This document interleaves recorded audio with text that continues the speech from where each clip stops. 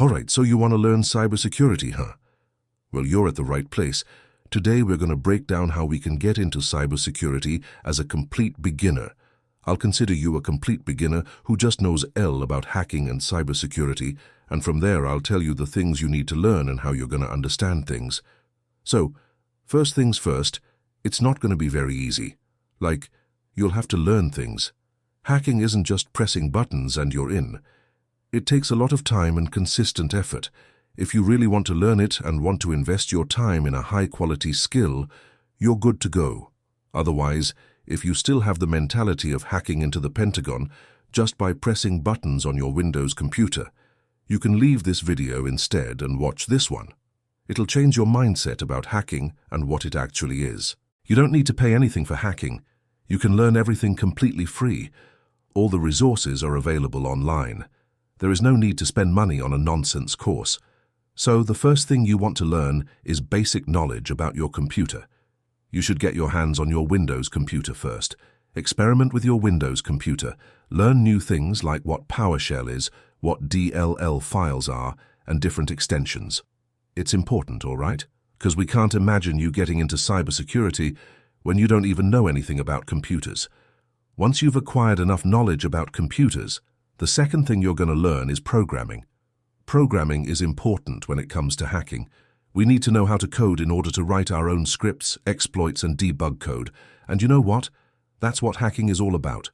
Finding errors in code and then finding ways to exploit it. And we must know programming for that. But which programming language to start with? It's not a big deal. You can start with any programming language, like literally anything. You just need to know how programs are written, the logic behind programming, and a few modules from a specific language. If you don't know anything about it, I'll recommend you start with something very simple like Python. Python is one of my favorites and the easiest programming language. You'll require almost 2 days to fully learn Python and start coding in it. Once you get your hands on Python, you can learn more languages like C, Bash, and a few more. But to be very honest, you don't need to learn every programming language for hacking. You think hackers know every programming language? No, they don't. After learning programming, you can delve into networking. I can say it's not as important as programming, but still, if you learn it, things will get easier for you. You'll need to learn it eventually, so learn it before diving straight into hacking. It'll just make things more clear and easier to understand. Now comes our most important and favorite part, Linux. Yes, Linux is important for hacking. In hacking, we mostly need to interact with the command line interface, like using our keyboard more than the mouse, to type long commands in the black dumb window, which performs a specific task for us. Learning Linux is super easy, and it doesn't take much time and effort. You can start with something simple and more related to hacking, like Kali Linux. Kali Linux is one of the most popular operating systems for hacking. You can install it on your main Windows system using virtual machines. Once you've installed Linux, you can learn some basic commands, learn how to interact with the terminal, and tweak other stuff. It is not going to be very straightforward. You'll break things, you'll rebuild them. You'll think of quitting hundreds of times, but you won't. And that's how everyone learns. After getting your hands on these basic things, you can delve into different hacking tools.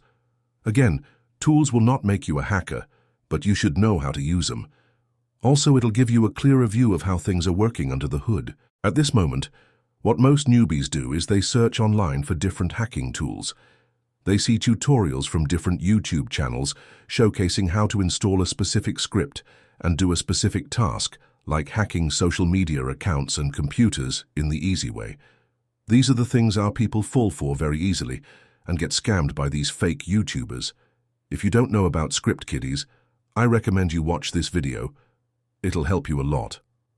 So, our final and most important thing, which I personally like the most, is that after learning all this, what you can do instead of joining any course is to join TryHackMe instead.